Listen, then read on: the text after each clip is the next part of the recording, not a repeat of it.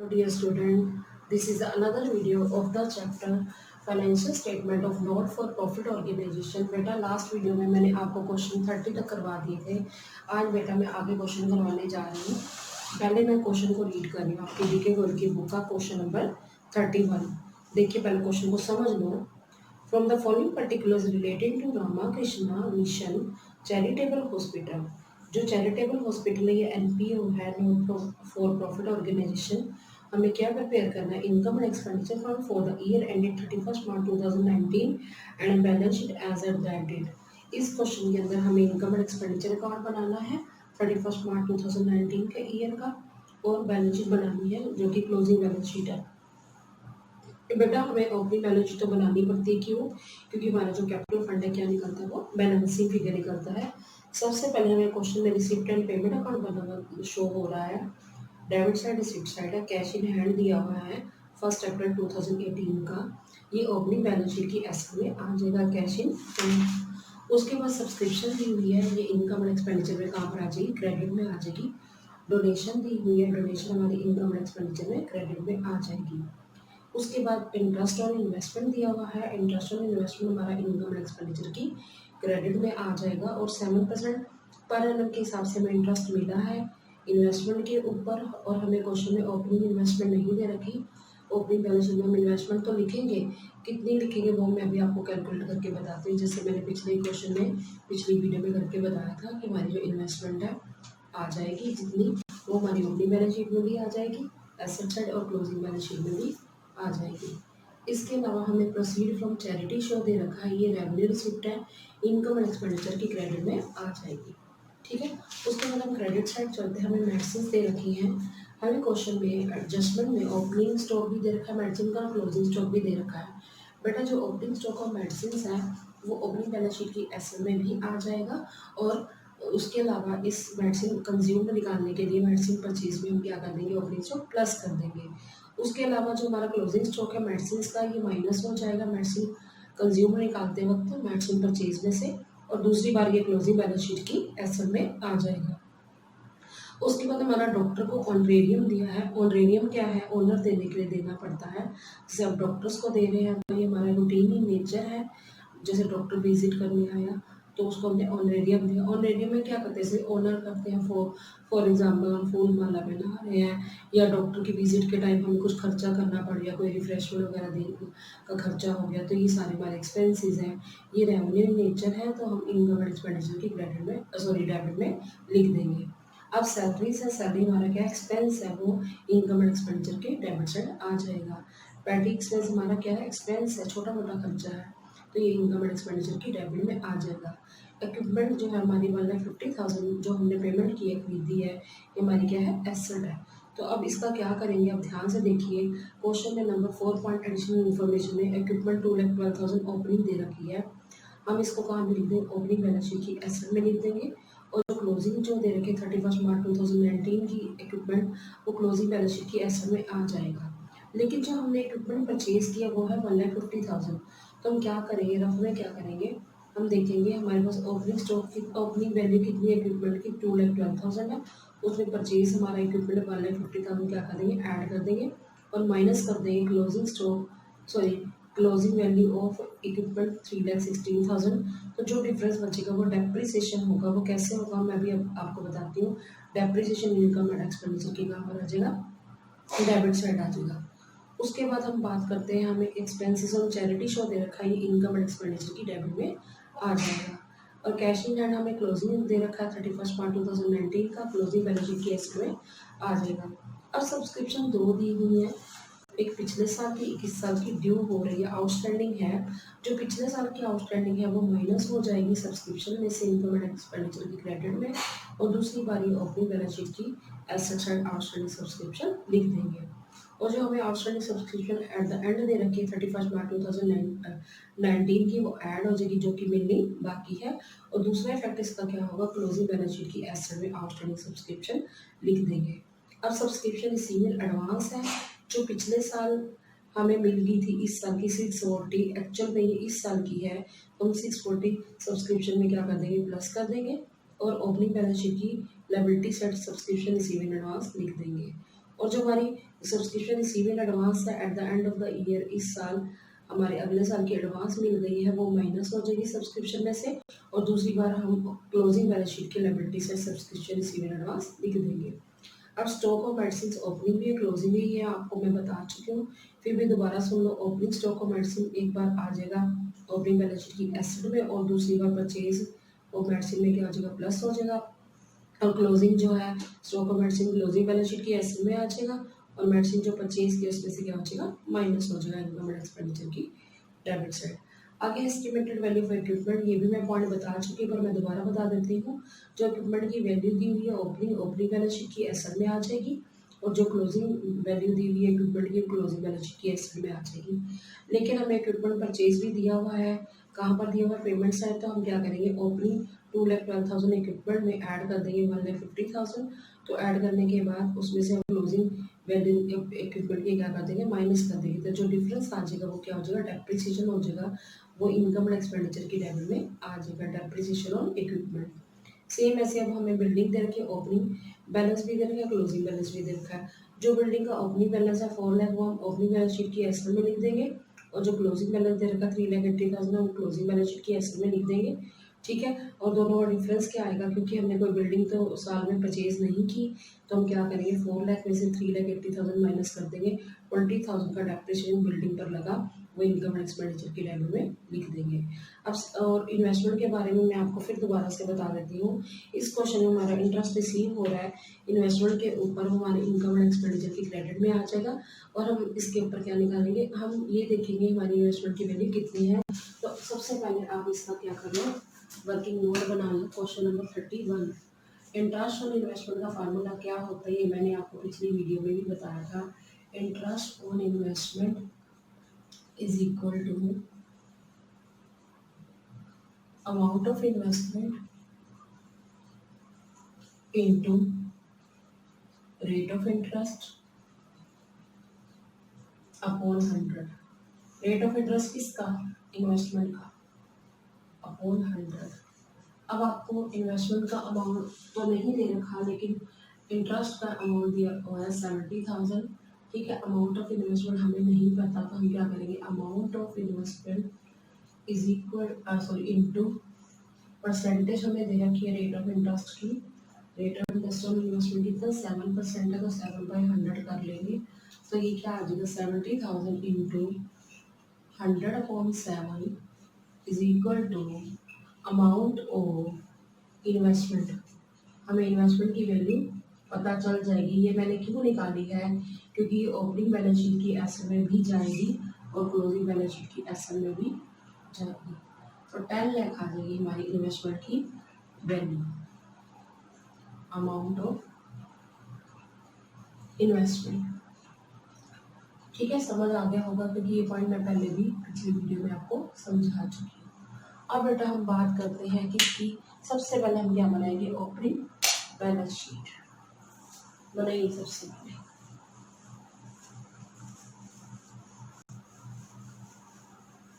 लिखिए balance sheet as at April 1। अब मैं अप्रैल 1 क्यों लिख रही हूँ, क्योंकि अप्रैल 1 को बैलेंसेस दे रखे हैं एसेट्स के, अप्रैल 1 और लायबिलिटीज के अप्रैल 1 2018। ये कौन सी बैलेंस शीट है, ये ओपनिंग बैलेंस शीट है, या हम ये कह सकते हैं ये पिछले साल की क्लोजिंग बैलेंस शीट, तो इस साल की कौन सी बन गई, ओपनिंग बैलेंस शीट। आपको फॉर्मेट याद हो गया होगा, लायबिलिटीज अमाउंट फिर एसेट्स अमाउंट।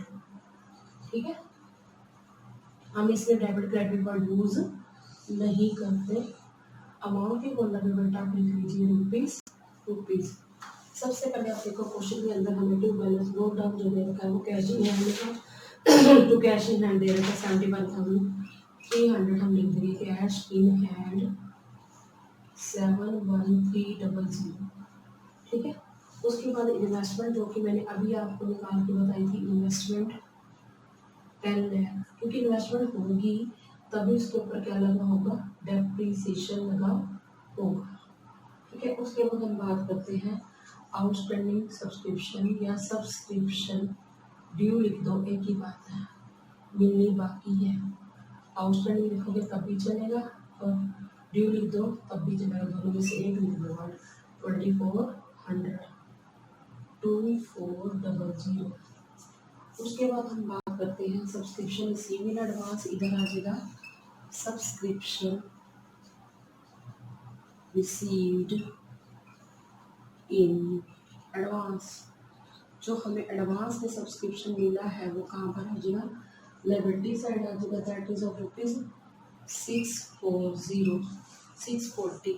उसके बाद हम देखते हैं हमें और एसेट्स भी दे रखी है, जैसे हमें मेडिसिन का स्टॉक दे रखा है। लिखिए स्टॉक ऑफ मेडिसिन, ये ओपनिंग स्टॉक है, तभी ओपनिंग बैलेंस शीट की एसेट में लिख रहे हैं स्टॉक ऑफ मेडिसिन। अमाउंट कितना बेटा, 88,100 88,100। फिर लिखिए इक्विपमेंट, हमारे पास इक्विपमेंट था, ये बन गया है एसेट, इसकी वैल्यू है 2,12,000। ठीक है। उसके बाद में आपका बिल्डिंग है, बिल्डिंग की वैल्यू कितनी है देखिए, बिल्डिंग हमारे पास 4 लाख की है। ठीक है, क्लियर हो गया। अब हम एक बार नजर मार लेते हैं, हमने अभी ओपनिंग बैलेंस शीट की बात कर रही हूँ। ठीक है, मैंने सारी आइटम्स लिख दी, तो यहाँ पर मैं क्या लिख दूँगी, कैपिटल फंड।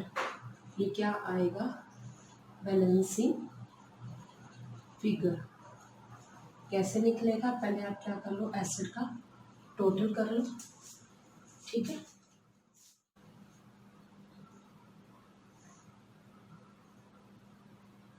$1,73,800, इसमें से हम माइनस करते हैं 177,3160। ठीक है, ये हमारा आंसर आ रहा है, कितना है,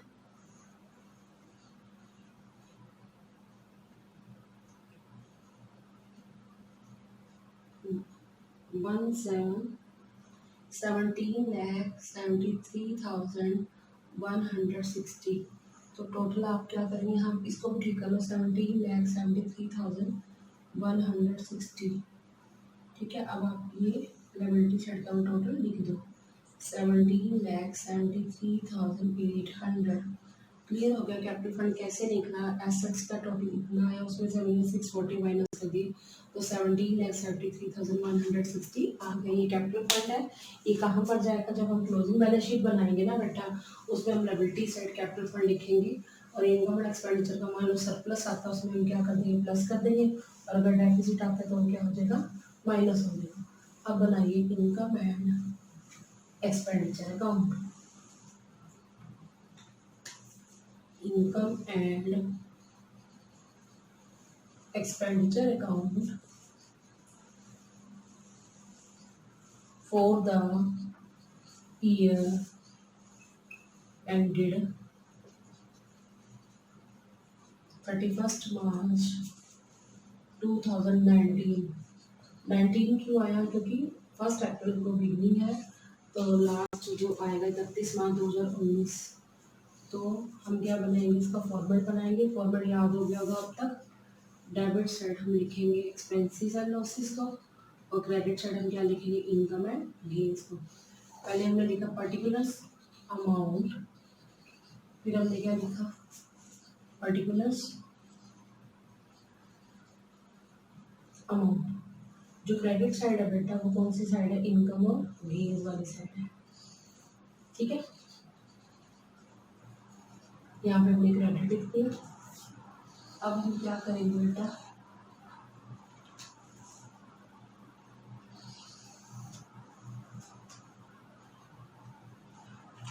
इनकम लिखेंगे। पहले मैं क्रेडिट साइड की इनकम के बारे में बता रही हूँ। सबसे पहले हमें क्वेश्चन में सब्सक्रिप्शन दे रखी है, तो हम लिखेंगे बाय सब्सक्रिप्शन। जो हमें रिसीव हुई है दैट इज ऑफ ₹479,960। उसमें हम ऐड कर देंगे outstanding subscription for current year, इस साल की, दैट इज ऑफ रुपीज 2800, 2800। ठीक है, ये जो ऐड किया दूसरा इफेक्ट इसका क्या होगा, जब हम क्लोजिंग बैलेंस शीट बनाएंगे उसमें हम इसको लिख देंगे एसेट्स एंड आउटस्टैंडिंग सब्सक्रिप्शन। अब हम ये क्या करेंगे, कौन सी आउटस्टैंडिंग जो सब्सक्रिप्शन दी हुई है प्रीवियस ईयर की, वो हम क्या कर देंगे, माइनस कर देंगे, क्योंकि वो इस साल की नहीं है। ठीक है, वो इसके अंदर क्या हुई है, ऐड हुई है, तभी तो हम इसको क्या कर रहे हैं, माइनस कर रहे हैं 2400।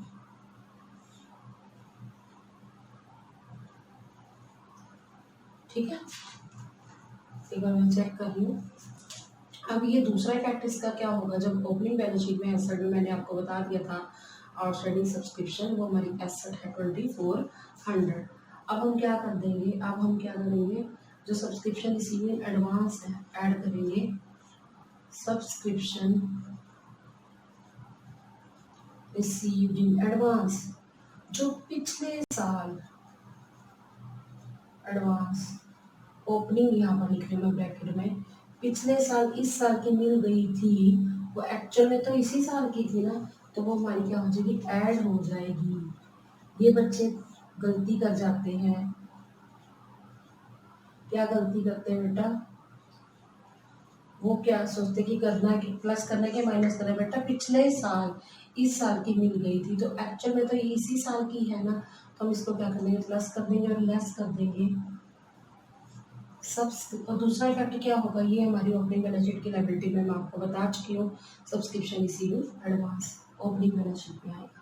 और ये सब्सक्रिप्शन रिसीव्ड इन एडवांस, ये कौन सा है, अगले साल का हमें मिल गया है, फॉर नेक्स्ट ईयर लिख दो, आप इसको क्लोजिंग भी लिख सकते हो या फॉर नेक्स्ट ईयर लिख दो, अगले साल का हमें सब्सक्रिप्शन एडवांस मिल गया है, that is of rupees 640, sorry 640, 1000 minus करके आ गया 4,80,000। और दूसरा इफेक्ट क्या होगा, ये जो 1000 है एक क्लोजिंग बैलेंस शीट की लायबिलिटी में लिखी जाएगी, सब्सक्रिप्शन रिसीविंग एडवांस। अब बात करते हैं बेटा सब्सक्रिप्शन के बाद डोनेशन, बाय डोनेशन, जब डोनेशन के आगे नहीं लिखा ये किस पर्पस के लिए, तो ये नॉर्मल डोनेशन है, रेवेन्यू रिसीव है, किसी स्पेसिफिक पर्पस के लिए यूज हमें नहीं मिली हुई, तो ये डोनेशन इनकम एंड एक्सपेंडिचर की क्रेडिट में आ जाएगी, दैट इज 1,45,000। ठीक है, उसके बाद बेटा हमें दिया हुआ इंटरेस्ट ऑन इन्वेस्टमेंट, लिखो बाय इंटरेस्ट ऑन इन्वेस्टमेंट, ये हमारी क्या है, ये हमारी इनकम है, इनकम एंड एक्सपेंडिचर की क्रेडिट में आ गई 70,000। उसके बाद हमें क्या दे रखा है, proceed from charity show, by proceed, जैसे हम चैरिटी शो करते हैं तो हमें टिकटें बेचकर पैसे मिल रहे हैं, चैरिटी शो से हमें जो पैसे मिले हैं, हमारी इनकम है 1,04,500, 1,04,500।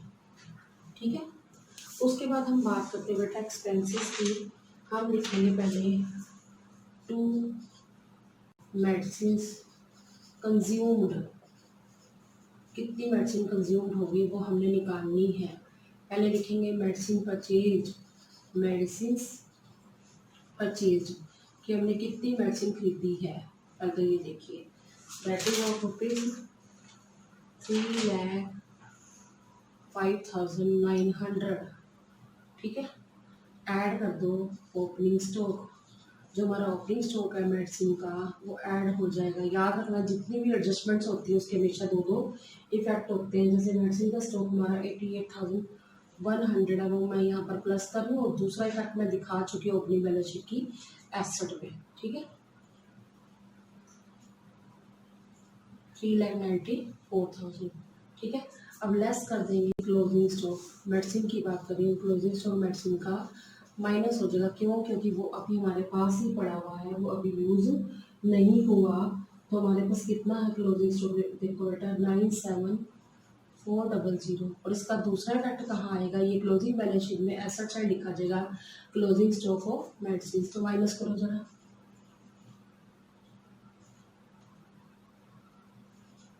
296,600। उसके बाद हम बात करते हैं बेटा, हमारे पास डॉक्टर को हमने ऑनरेरियम दिया है, डॉक्टर को ऑनर करने के लिए जो हमारे एक्सपेंसेस हुए हैं, तो वो हमारे इनकम एंड एक्सपेंडिचर में डेबिट में आ जाएगा। ऑनरेरियम जो हमने डॉक्टर को दिए, कभी कभी विजिट करते हैं जैसे डॉक्टर, तो उसको हमने ऑनर करने के लिए जो एक्सपेंसेस किए हैं वो ऑनरेरियम आ गया। सैलरीज, ये हमारा क्या है, एक्सपेंस है सैलरीज, ये आ गया 2,75,000। उसके बाद हम बात करते हैं पैटी एक्सपेंसेस, छोटे मोटे खर्चे करने पड़ते हैं, तो ये रेवेन्यू नेचर है, बार बार होने वाले हैं, तो ये आ जाएंगे इनकम एंड एक्सपेंडिचर की डेबिट में 4610। उसके बाद बेटा इक्विपमेंट के बारे में सुन लो, टू डेप्रीसिएशन ऑन इक्विपमेंट। ध्यान से समझना, हमारे पास ओपनिंग वैल्यू कितनी थी इक्विपमेंट की, हमारे पास था 2,12,000 का, और हमने और कितने का खरीद लिया, 1,50,000 का खरीद लिया, तो हमारे इक्विपमेंट की वैल्यू क्या होगी, बढ़ गई, माइनस जो हमारे पास पड़ा 3,16,000 का इक्विपमेंट, इट मीन्स कितनी वैल्यू जो है कम हुई होगी, 2,12,000 का हमारा इक्विपमेंट था, 1,50,000 का हमने और खरीद लिया, 3,62,000 पर हमारे पास 3,16,000 उसकी क्लोजिंग डेट की वैल्यू पता है, तो ये जो डेप्रीसिएशन लगा होगा 46,000 लगा होगा, ठीक है, 46,000 डेप्रीसिएशन लग गया। अब इसका दूसरा मैं आपको बताऊँ इफेक्ट क्या दिखा रहे हैं, कि जो ओपनिंग इक्विपमेंट है वो हम ओपनिंग बैलेंस शीट में लिख चुके हैं, और हम क्या करेंगे, जो हमारी क्लोजिंग है वो कहाँ पर लिख देंगे, क्लोजिंग बैलेंस शीट की एसेट में, या आप ऐसे करके भी लिख सकते हो, 2,12,000 में 1,50,000 प्लस कर दो और 46,000 का डेप्रीसिएशन माइनस कर दोगे, तब भी 3,16,000 ही आएगा। आगे चलते हैं, to depreciation on building, building के ऊपर डेप्रिसिएशन लगा। अब आप देखो हमारे पास बिल्डिंग की पहले ओपनिंग वैल्यू क्या थी, 4 लाख थी, ये मैं आपको ओपनिंग बैलेंस शीट के एसेट में लिखवा चुकी हूँ। क्लोजिंग बैलेंस शीट में हम 3,80,000 लिखेंगे, इसकी वैल्यू रहेगी बिल्डिंग की, तो बिल्डिंग की वैल्यू कितनी डाउन हो गई, 20,000, तो उसके ऊपर क्या लग गया, डेप्रिसिएशन लग गया। समझ आ गया, ठीक है। अब हमारा एक और चीज़ रह गई है, क्या एक्सपेंसेस है चैरिटी शो पे, डेबिट साइड आ गया, to expenses on charity show. Charity show को हमने जब कंडक्ट किया होगा तो हमें क्या करने पड़ेंगे, कुछ खर्चे करने पड़े होंगे, वो है हमारे 7,500, ठीक है। अब हम देखते हैं कि कोई पॉइंट हमारा रह तो नहीं गया, ठीक है, क्लियर हो गया। अब हम क्या करेंगे, अब हम टोटल करेंगे और क्या निकालेंगे बेटा, बैलेंस। टोटल किया तो मेरे क्रेडिट साइड का टोटल आता है, मैं लिख रही हूँ यहाँ पर 7,99,500, ठीक है, 7,99,500। डी वाला मैंने डेबिट में पहले लिख दिया, कितना, 7,99,500। फिर जब मैंने डेबिट का किया तो डेबिट का टोटल आया 7,39,710। तो ये क्या है, डेबिट का टोटल है जो कि कम है, तो हमारी बैलेंसिंग फिगर जो इनकम एंड एक्सपेंडिचर की निकलेगी, सरप्लस निकलेगा। सरप्लस कितना आएगा बेटा, 5,9790, जो कि मैंने आंसर में देखा तो हमारा आ रहा है, यस बेटा आ रहा है। ये मतलब सिचुएशन क्या है कि जिसके अंदर क्रेडिट साइड ज़्यादा है और डेबिट कम है, तो बैलेंसिंग फिगर सरप्लस आएगा, क्योंकि हमारी इनकम एंड गेन्स ज़्यादा है और हमारे एक्सपेंडिचर और लॉसेस क्या है, कम है। तो ठीक है, अब हम क्या बनाएंगे, अब हम बनाएंगे बेटा बैलेंस शीट।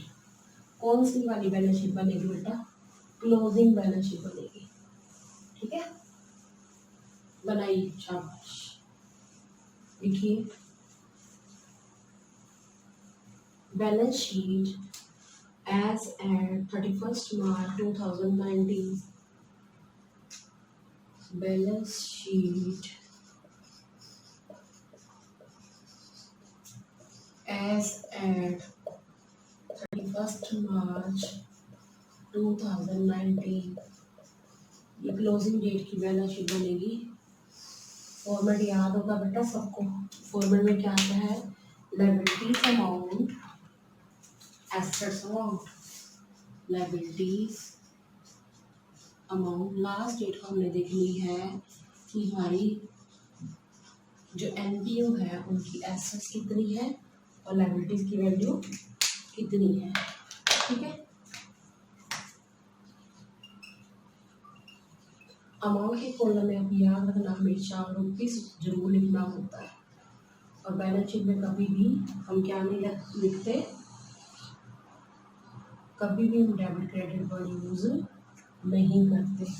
सबसे पहले मैं बात कर लूँ एसेट्स की। हमारे पास कैश इन हैंड दिया हुआ है, क्लोजिंग डेट का देखो, लास्ट डेट का cash in hand that is of rupees 37750। ठीक है, उसके बाद हम इन्वेस्टमेंट के बारे में बात करते हैं। हमारे पास जो इन्वेस्टमेंट थी उसकी वैल्यू मैंने निकाली थी ओपनिंग बैलेंस शीट में 10 लाख।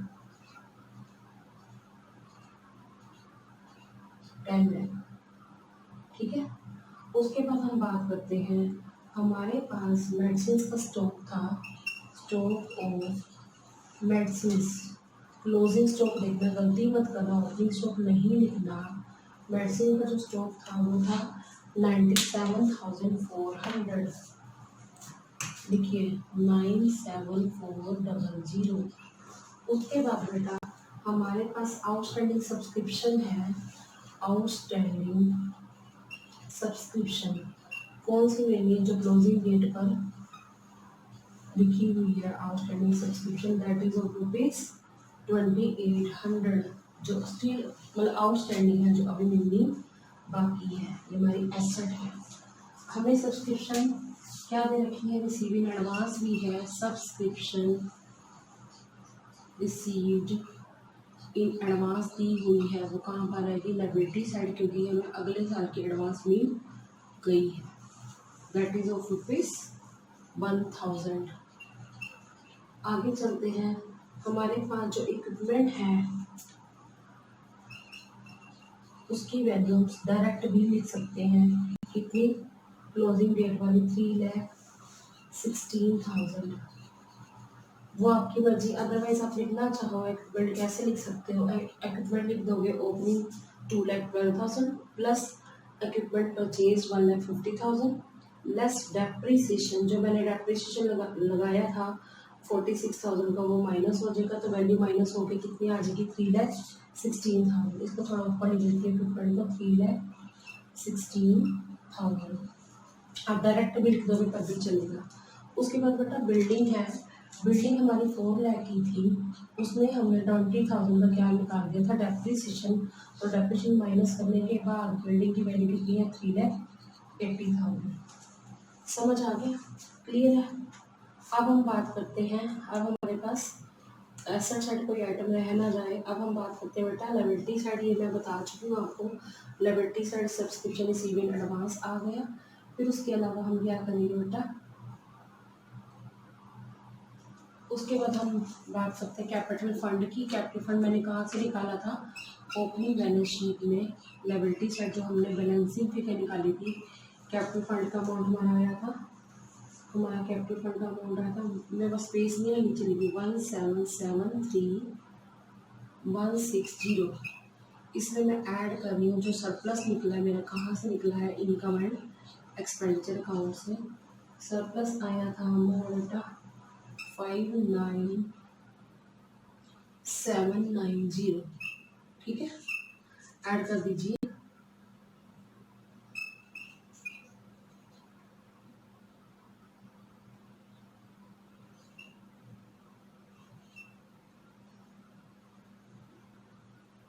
वन 18,32,950।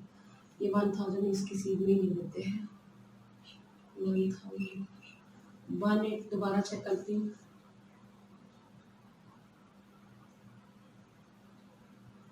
ठीक है बेटा, उसके बाद हम देखें कोई लायबिलिटी रहे तो होगी, तो मैंने इस पर नज़र मार दी, कोई भी लायबिलिटी नहीं रहेगी। तो अब हम क्या करेंगे, इसका टोटल करेंगे, फिर हम देखेंगे कि हमारी लायबिलिटीज और एसेट्स क्या आ रही है, इक्वल आ रही है। ठीक है, दोनों तरफ आप टोटल करके देखिए, आपका टैली कर जाएगा। मैं टोटल करके देख रही हूँ, 1833950 यही आ गया। अब मैं करती हूँ एसिड का टोटल।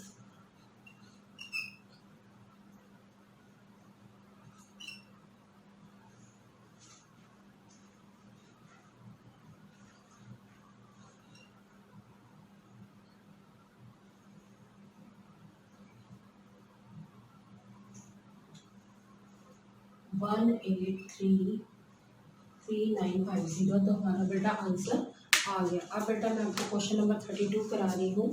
ये बिल्कुल छोटा सा क्वेश्चन है। इसमें करना क्या है, लिखा क्या हुआ है, from the following information show the service item in the income and expenditure account for the year ending 31 March 2016 and in the balance sheet as of 31 March 2015 and 2016। कि हमें ना रिसिप्ट एंड पेमेंट में छोटा सा part दे रखा है, extract दे रखा है रिसिप्ट एंड पेमेंट में। सारी रिसिप्ट एंड पेमेंट नहीं दे रखी क्वेश्चन में, सिर्फ हमें एक्सट्रैक्ट मीन्स पार्ट दिए हुए, एक हिस्सा दिए हुए, सैलरीज दी हुई है पेमेंट साइड। तो ये सैलरीज कहाँ जाएंगी, ये जाएंगी इनकम एंड एक्सपेंडिचर की डेबिट में। अब हमें एडिशनल इन्फॉर्मेशन क्या रखिए, सब्सक्रिप्शन आउटस्टैंडिंग है पिछले साल का 15,000, जो कि इसके दो इफेक्ट होंगे। एक तो इफेक्ट होगा outstanding salary opening balance sheet की लायबिलिटी में आ जाएगी, और 1,60,000 की सैलरी में से क्या हो जाएगी, माइनस हो जाएगी, क्योंकि इस साल की नहीं है। और सैलरी आउटस्टैंडिंग जो क्लोजिंग वाली है 25,000, ये क्लोजिंग बैलेंस शीट की लायबिलिटी में आ जाएगी। और दूसरी बार हम क्या कर देंगे, सैलरी जो 1,60,000 उसमें प्लस कर देंगे, क्योंकि इस साल की देनी बाकी है। उसके बाद देखिए third point, salary paid in advance, previous year का जो पेड इन एडवांस है, पिछले साल हमने इस साल का एडवांस पे कर दिया, एक्चुअल में इस साल का खर्चा है, तो 1,60,000 की सैलरी में 12,000 प्लस हो जाएगा। और दूसरी बार ओपनिंग बैलेंस शीट की कहाँ पर आ जाएगा, liability side, sorry asset side आ जाएगा, क्योंकि प्री पेड है। पेड इन एडवांस का मतलब होता है पहले ही पे कर दिया गया है, तो ये प्री पेड सैलरी हमारी कहाँ पर आ जाएगी, ओपनिंग बैलेंस शीट की एसेट में। Number 4, salary paid in advance 31 March 2016 की 31 March 2016 को हमने अगले साल के एडवांस पे कर दिया 10,000, तो ये हमारी सैलरी 1,60,000 में से क्या हो जाएगी, ये माइनस हो जाएगी, क्योंकि ये अगले साल की है। और दूसरा इफेक्ट क्या होगा, प्री पेड सैलरी हमारी क्लोजिंग बैलेंस शीट की एसेट में आ जाएगी। तो अब इसका हम करते हैं सॉल्यूशन। लिखिए क्वेश्चन नंबर 32।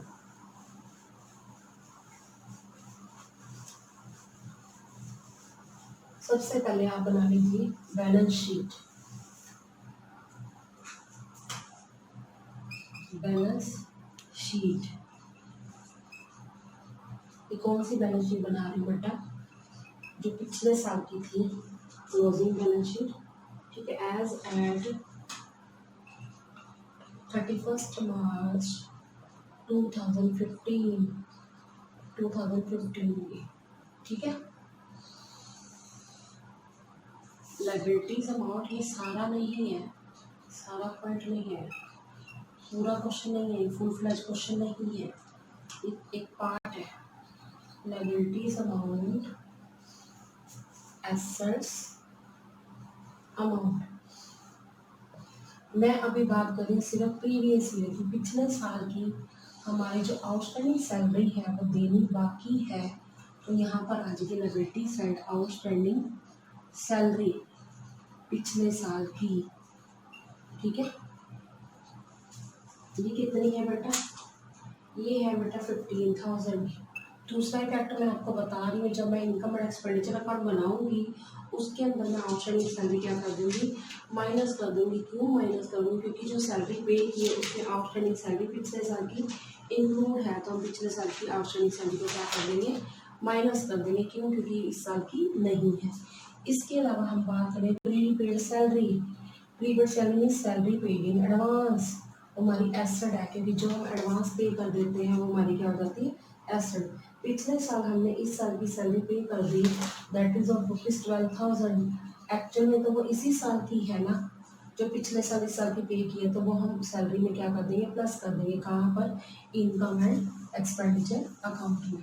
तो इस इतना ही करना था बैलेंस शीट के अंदर। अब मैं आपको क्या सिखाती हूँ कि इनकम एंड एक्सपेंडिचर अकाउंट किस तरह से बनाना है। तो मैं इसी के नीचे बना रही हूँ इनकम एंड एक्सपेंडिचर अकाउंट।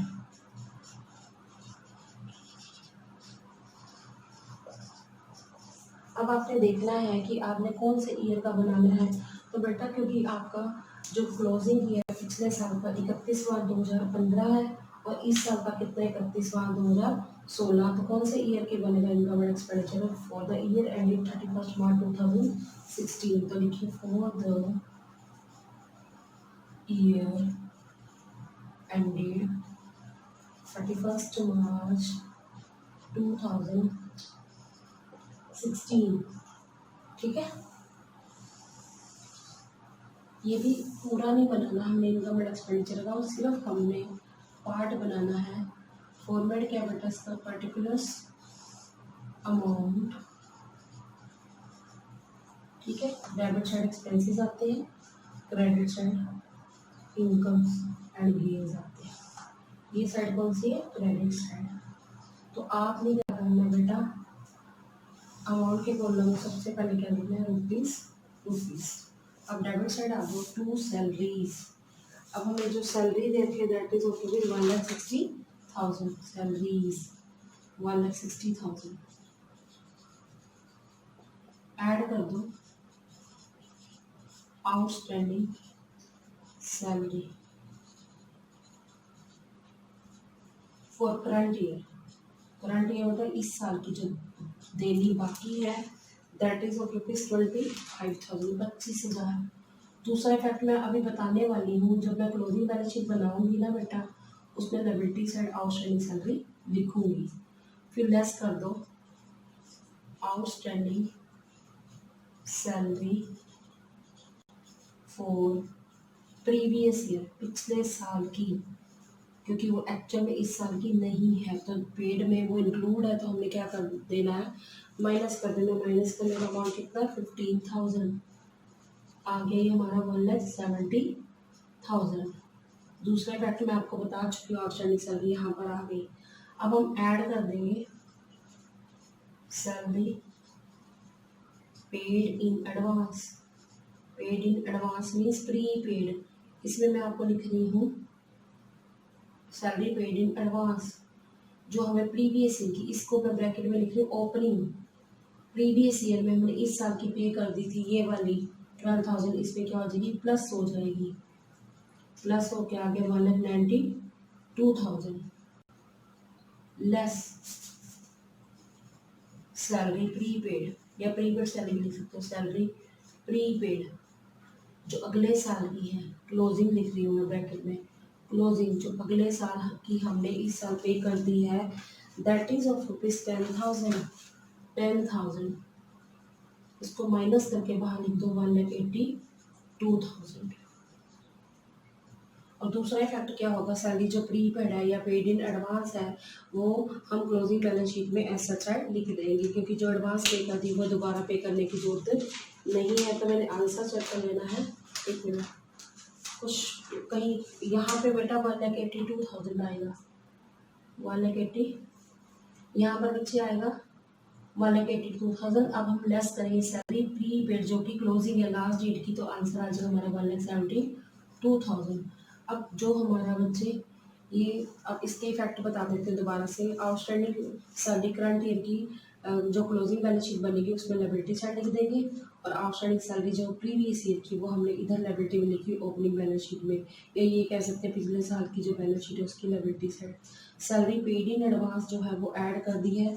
ये कौन सी है, जो हमारी इस साल पिछले साल 2015 में इस साल की एडवांस पे कर दी थी, तो एक्चुअल में तो वो इसी साल की थी ना, इसलिए हमने प्रीपेड सैलरी लिख दी है।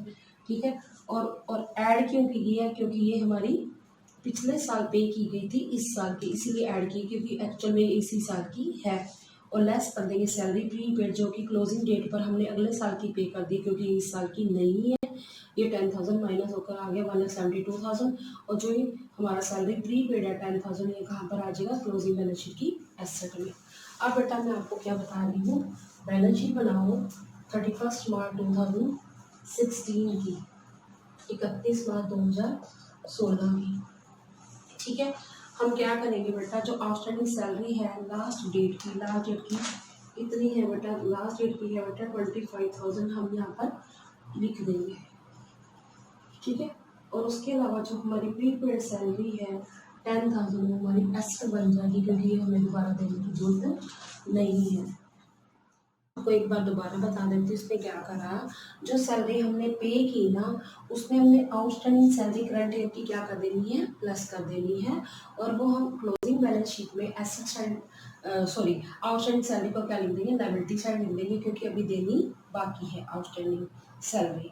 और जो प्रीवियस ईयर की है वो माइनस क्यों की, क्योंकि जो हमने पेड की उसके अंदर वो इंक्लूड है, तो प्रीवियस ईयर की क्या हो जाएगी, माइनस हो जाएगी। और जो प्रीवियस ईयर की बैलेंस शीट बनेगी उसमें हम आउटस्टैंडिंग सैलरी कहाँ लिख देंगे, लायबिलिटी साइड। इसके अलावा जो सैलरी पेड इन एडवांस है, जो प्रीवियस ईयर में हमने इस साल की पे कर दी है, वो प्रीवियस ईयर की एसेट बन जाएगी प्रीपेड सैलरी, और दूसरी बार इसमें हम क्या करेंगे, सैलरी में प्लस कर देंगे। उसके बाद जो हमारी सैलरी प्रीपेड है, जो क्लोजिंग डेट पर हमने अगले साल की एडवांस पे कर दी है 10,000 की, वो हम इसमें से माइनस कर देंगे, क्योंकि वो इस साल की नहीं है। और दूसरी बार क्या करेंगे हम, जो हमारी प्रीपेड सैलरी है वो हमारी क्या बन जाएगी, एसेट बन जाएगी। क्यों, क्योंकि जितना पे हमने आज कर दिया 10,000 वो दोबारा पे करने की ज़रूरत नहीं है। तो बेटा आज आपने इस वीडियो के अंदर क्वेश्चन नंबर 31 सीखा, जिसके अंदर आपने opening balance sheet, income and expenditure account कैसे बनाते हैं और क्लोजिंग बैलेंस शीट किस तरह से बनाई जाती है। और क्वेश्चन नंबर आपने जो 32 किया उसके अंदर हमने सैलरी के बारे में सीखा कि सैलरी, पहले तो पता है आपको कि सैलरी हमारा एक्सपेंस है, आउटस्टैंडिंग सैलरी का क्या ट्रीटमेंट करते हैं, चाहे वो प्रीवियस ईयर को चाहे वो करंट ईयर की हो, और सैलरी पेड इन एडवांस चाहे प्रीवियस ईयर की है चाहे करंट ईयर की, उसकी क्या ट्रीटमेंट करते हैं इनकम एंड एक्सपेंडिचर अकाउंट में। और हमारी पिछले साल की क्लोजिंग बैलेंस शीट कह दो या इस साल की ओपनिंग बैलेंस शीट कह दो उसमें, और इस साल की जो क्लोजिंग बैलेंस शीट है उसमें किस तरह से ट्रीटमेंट इसका किया जाता है। So student, I hope you understood the topic well. Stay tuned with me in the next video. Thanks for watching.